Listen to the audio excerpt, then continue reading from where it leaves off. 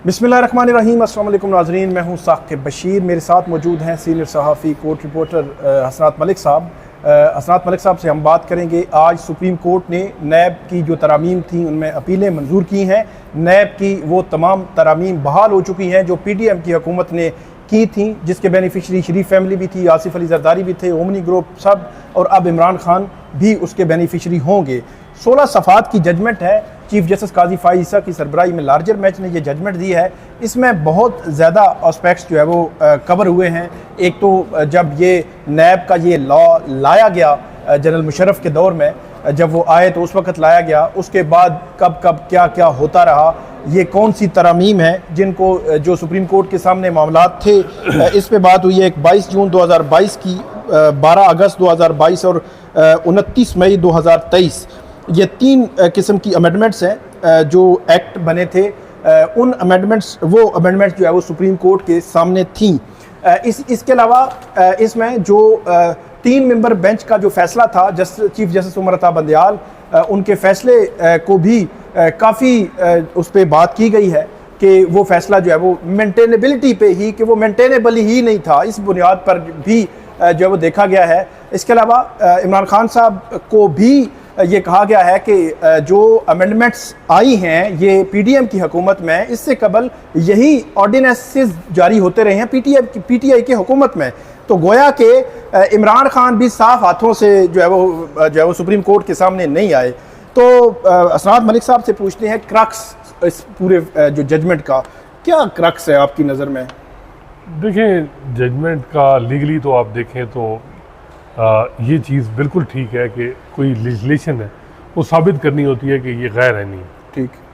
और अगर गैर आईनी नहीं है तो फिर जो है वो आप ये है कि जी इसमें ये चीज़ें गलत हैं, अखलाकी तौर पे सवालात उठा सकते हैं, कंसर्न शो कर सकते हैं, लेकिन सुप्रीम कोर्ट स्ट्राइक डाउन नहीं कर सकती। इस हद तक तो मैं समझता हूँ कि ठीक है।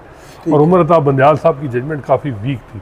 उन्होंने जो आर्टिकल बताए थे कि जी इनकी वायलेशन है, वो किस तरह है वायलेशन वो नहीं बताई थी, पर सिंपली लिख दिया था जी फलां फलां आर्टिकल की वायलेशन। बाकी देखें, ये इसमें कोई शक नहीं है कि ये जो अमेंडमेंट की गई हैं इनमें जो केसेस चल रहे थे नून लीग के और पीपल्स पार्टी के खासकर, उनको मद्देनज़र रख के हेयर चेंज की गई है ऑफेंस की।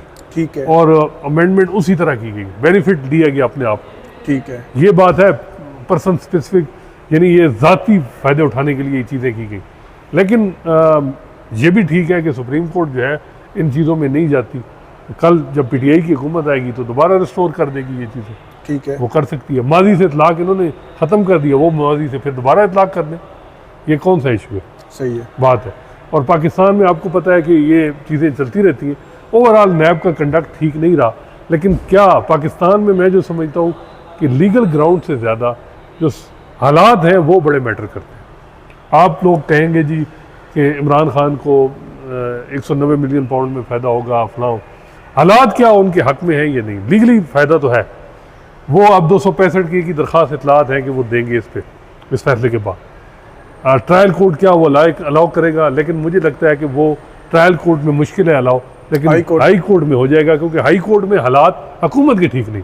सही है। और ये चीज़ें ये मैं इस कंटेक्स्ट में देखें, ओवरऑल जो है जजमेंट ठीक है। थोड़ा बहुत बकौल हमारे दोस्त मतीउल्लाह जान साहब के कि काई साहब अगर अपने कुछ ब्रदर जजेस को कोनियाँ ना मारते तो वो ज़्यादा बेहतर था। कि जैसे मंसूर अली शाह का नाम लेके कहते हैं कि अगर वो डिसोसिएट हो जाते तो बेंच ही टूट जाता। 55 हेयरिंग के बाद अंदाजा करें काई साहब क्या जुडिशियल पॉलिटिक्स की वो बता रहे हैं। उसके पीछे वो supreme court practice and procedure act की बात कर रहे थे कि वो बेंच की तश्कील और larger practice and procedure act के तहत, लेकिन उसमें इससे पहले इतनी हियरिंग हो चुकी थी, फिर मेजॉरिटी व्यू आ गया। फिर सुप्रीम कोर्ट के खुद जजेस ने, जस्टिस काजी फ़ाइज़ साहब, मंसूर अली शाह, उन्होंने वो माजी से जो की हुई फैसले हैं, जो प्रैक्टिस एंड प्रोसीजर एक्ट जब स्टे था, उन सबको इंडोर्स किया है। तो फिर मेरा ख्याल है कि ऐसे खामखा फिर उमर अता बंदयाल साहब का नाम लिख देना, एजाजुल हसन साहब का नाम लिख देना, मुशर्रफ पे काई साहब को वैसे ही है कि वो एक डिक्टेटर था और वो मुशर्रफ की सज़ाए मौत को भी उन्होंने अपील किया। आज भी उन्होंने वही बातें की कि ये जो नैब का कानून है ये जिस तरह यूज़ हुआ, और वो उस वक्त जो पीपल्स पार्टी पेट्रियाट, वो बात उनकी बिल्कुल ठीक है। जो जहाँ वो उनकी बात ठीक होगी हम कहेंगे कि वो ठीक है। अच्छा, यहाँ पे इमरान खान को मिस्टर न्याजी वैसे उमूमी तौर पर जो है हमारे देखने वाले हैं कि जब कोई जजमेंट लिखी जाती है तो जिस तरह ये सुप्रीम कोर्ट ने लिखा कि ये 3 अमेंडमेंट्स थी, तो फर्स्ट अमेंडमेंट, सेकंड अमेंडमेंट और थर्ड अमेंडमेंट, फिर वही नाम पूरी जजमेंट में चलता रहता है। तो इसी तरह अगर कोई पिटिशनर हो, कोई रिस्पोंडेंट हो, रिस्पोंडेंट नंबर 1 हो, 2 हो, 3 हो, तो उमूमी तौर पर शुरू में उसका नाम लिखा जाता है कि फॉर एग्जांपल इमरान खान का नाम लिखा गया कि इमरान अहमद खान न्याजी, तो उसके ब्रैकेट के अंदर लिखा गया कि मिस्टर न्याजी। तो यहाँ पे उमूमी जो जजमेंट्स होती हैं सुप्रीम कोर्ट में भी, तो सुप्रीम कोर्ट में भी तो उमूमी तौर पर ये रिस्पोंडेंट नंबर 1, रिस्पोंडेंट नंबर 2 या पिटिशनर उसका लिख दिया जाता है कि ब्रैकेट में, ताकि लोगों को पता चलता जाए। लेकिन मिस्टर न्याजी जो है वो चीफ जस्टिस काजी फाइज साहब उन्होंने ये आथर की है जजमेंट, तो मिस्टर न्याजी पे बड़ा फोकस रहा है। देखिए, मेरा ख्याल है कि एक बात तो है कि इमरान खान का नाम आप टीवी पे नहीं ले सकते जी।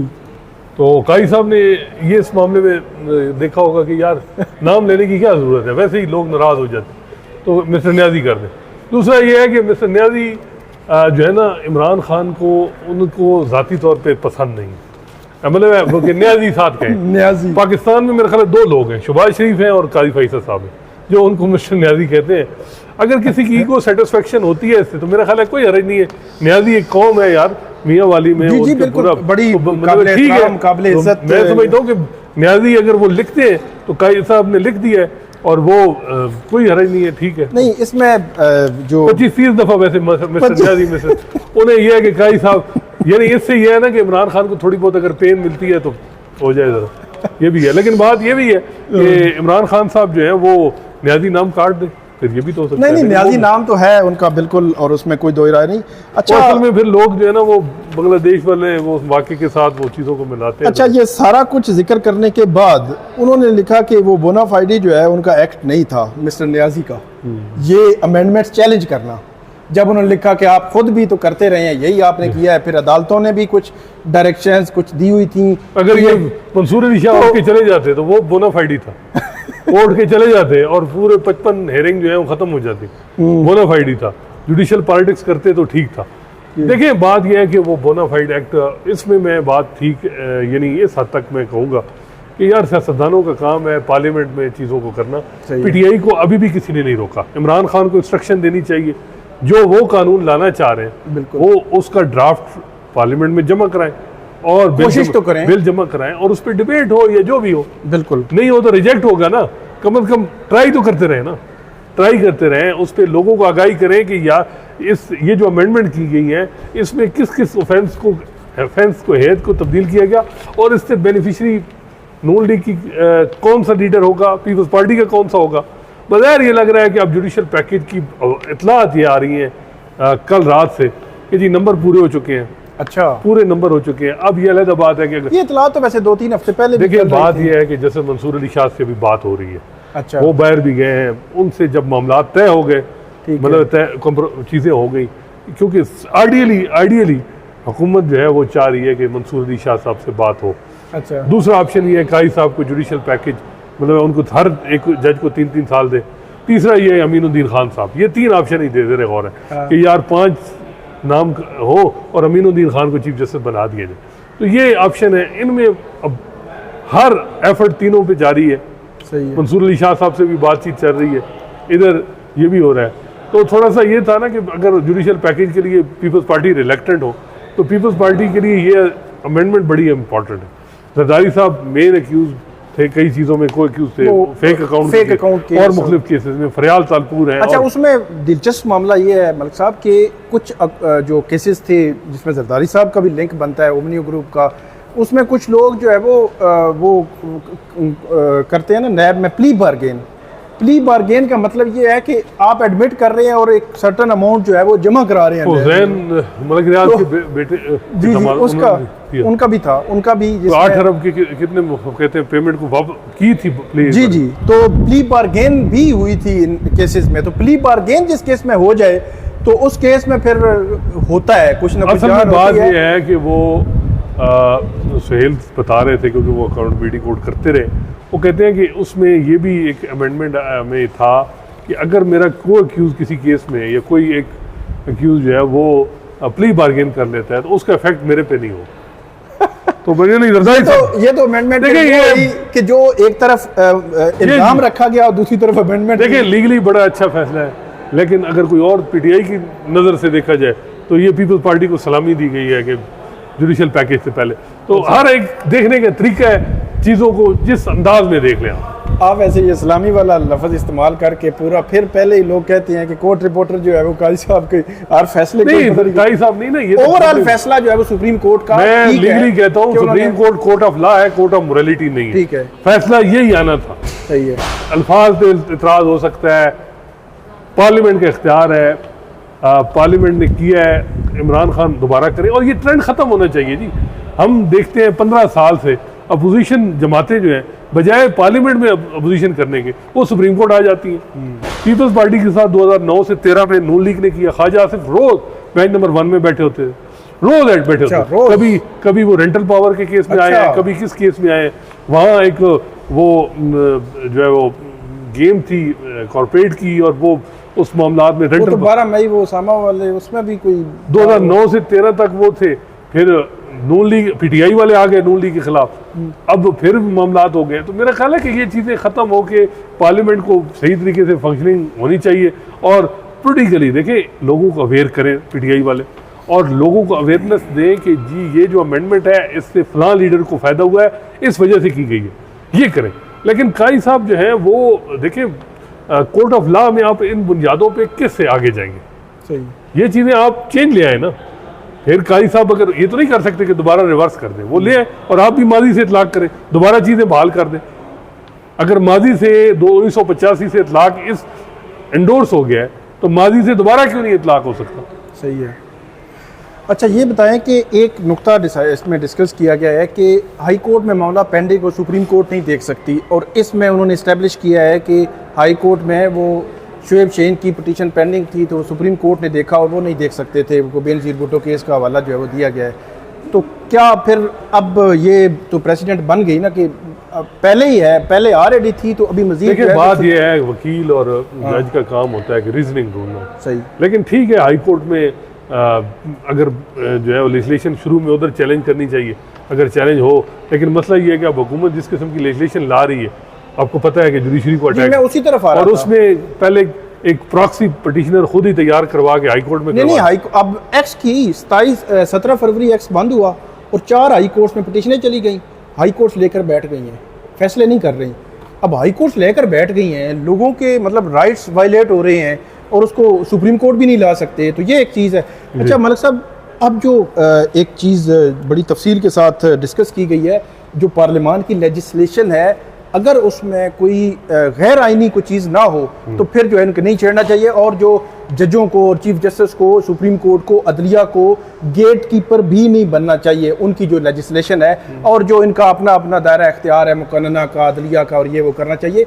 एक तो तौहीन अदालत का केस, तौहीन अदालत वाला मामला वो ला रहे हैं, जजेस की तादाद बढ़ा रहे हैं, रोटेशन वाला मामला है, फिर सुप्रीम कोर्ट के जो चीफ जस्टिस टॉप 5, तो इस किस्म की लेजिस्लेशन क्या होगी तो वो फिर आएगी अदालतों में, तो ये जो एक प्रेसिडेंट बनी है तो इस पे क्या आप देखें, इंडिपेंडेंस ऑफ जुडिशरी को अगर कॉन्स्टिट्यूशन अमेंडमेंट भी वायलेट करेगी तो वो भी स्ट्राइक डाउन होगा। ओके, अगर आप कल बुनियादी हकूक पार्लियामेंट खत्म कर दे सलब कर, क्या अदलिया खामोश रहेगी? सही है।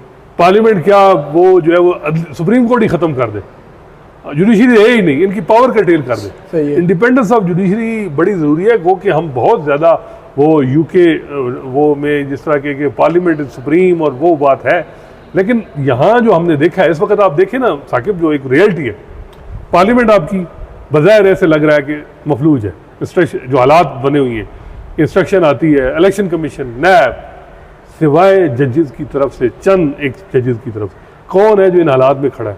मीडिया भी आपका तकरीबन मेजॉरिटी जो है वो खामोश।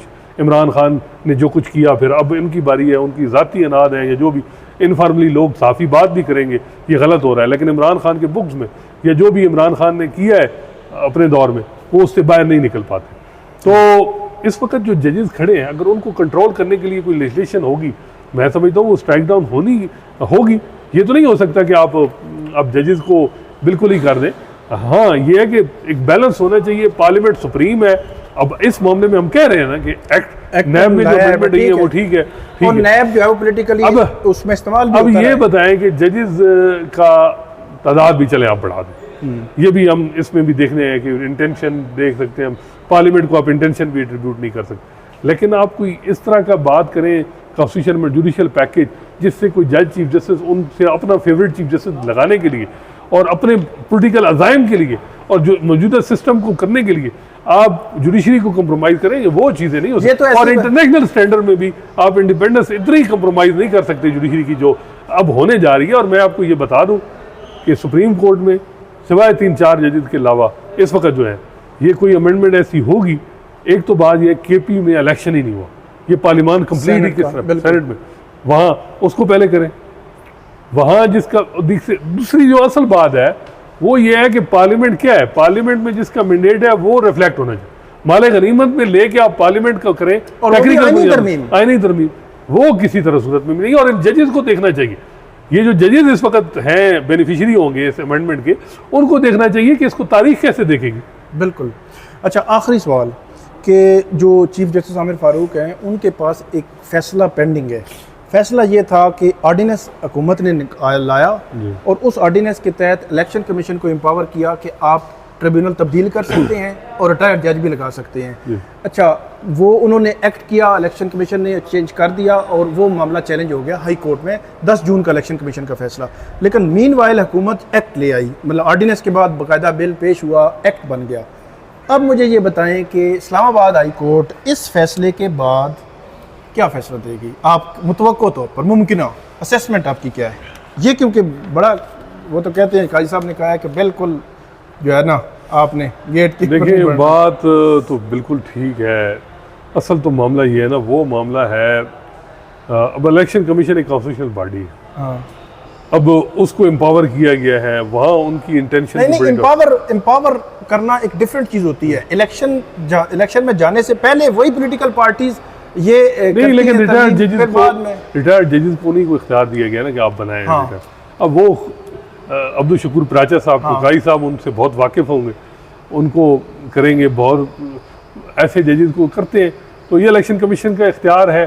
देखिए ये लंबी स्ट्रगल है, लेकिन ज़ाती तौर पे तो मैं आइडियली तो ये इख्तियार नहीं होना चाहिए, लेकिन देखना होगा कि कौन सी जिस बुनियाद पे एक लेजिस्लेशन को आप स्ट्राइक डाउन कर सकते। एक बात ठीक है कि वो पार्लियामेंट में जब एक बात है कि जी पीटीआई वाले कहते हैं 19 सीटें हैं नून लीग, सारी फॉर्म 47 में ये 40-35 हज़ार से हारे हुए, 8,000 से नीचे तो होते तो दोबारा गिनती से जीत जाते, वो इतने हैं। अब इनको तहफ़्फ़ुज़ देने के लिए खुद ही एक्ट बना रहे हैं, इधर निज़ाम की गारंटी भी मिल रही है, इलेक्शन कमीशन भी दे रहा है। देखिए ना, इस पूरे सिस्टम को देखें, ये हकीकत तो कुछ और है ना। हम देखें, हम टेक्निकल और लीगल पे बुनियादों पे देख रहे हैं, क्या ये सब कुछ जो चीज़ें चल रही हैं ये बिल्कुल ही ठीक चल रही हैं, या इनकी जो इमारत बनी है इसकी बुनियाद क्या है? बुनियाद 8 फरवरी का इलेक्शन है। बिल्कुल। उस पे जो सवालात हैं जो अतर मिनल्ला साहब ने उठाए थे, पहले तो उसको करना है ना। और मेरा ख्याल है रिजर्व सीट के केस में कुछ चीज़ ऐसी आएगी कि पहले देखें उस 8 फरवरी के इलेक्शन से आप निकल नहीं सकते। अगर आप निकलेंगे, तारीख आपको नहीं निकलने देगी। तारीख अगर आप उन चीज़ों में नहीं, आप कहेंगे कि जी फिलहाल रुक गया, ये हो गया, वो हो गया। मौलाना फजल रहमान भी सुने कह रहे हैं फॉर्म 45 और 47 को आप भूल जाएंगे, ये बात नहीं है, ये चीज़ें नहीं है कभी, कम अज़ कम दूसरे सूबों में, लेकिन पंजाब में हमने इससे पहले ये चीज़ें नहीं देखी। ये क्योंकि ये प्रैक्टिस प्रेसिडेंट, कल देखें एस्टैब्लिशमेंट के मामला पीटीआई से होते हैं, नून लीग को एक सीट भी नहीं मिलती, तो ये भी तो जुल्म होगा। बिल्कुल। हम तो वो देख रहे हैं कि प्रेसिडेंट 2018 में उनके साथ जो कुछ वही मैं कह रहा हूँ कि 2018 में पंजाब में लाहौर क्लीन स्वीप किया, गुजरावाला क्लीन स्वीप किया, सरगोदा यानी क्लीन स्वीप। लाहौर में तो खैर 2-3 सीटें थी इनकी पीटीआई की, काफ़ी हमाद अजहर और ये लोग जीते थे, शफकत महमूद जीते थे। गुजरावाला सरगोदा में बहुत सीटें जीती, यानी पंजाब में काफ़ी 80-85 सीटें थी उनकी। तो ये बात नहीं है, मामला ये है फ्यूचर का कि अब ट्रेंड क्या सेट कर रहे हैं। कल उनके मतलब मर्जी की चीज़ें आएंगी। जिस माजी में यही एक इख्तिलाफ था ना कि जी इमरान खान एस्टैब्लिशमेंट जनरल फैज 10 साल का प्लान है, बिल्कुल। अब क्या, अब तो क्या है? देखिए ये चीज़ों से निकला होगा, असल बेसिक पे हम नहीं आ रहे। हमारा ये नहीं है कि इमरान खान ठीक है या नून लीग, बात यह है कि मेन प्रिंसिपल की बात है कि वो ठीक है या गलत है। बिल्कुल, बहुत शुक्रिया हसनात मलिक साहब ने बड़ी तफसील के साथ बताया इस पूरी जजमेंट के हवाले से। तो नाज़रीन, आपको आइंदा भी अपडेट करते रहेंगे, फीडबैक दीजिएगा, कमेंट कीजिएगा। अल्लाह हाफिज़।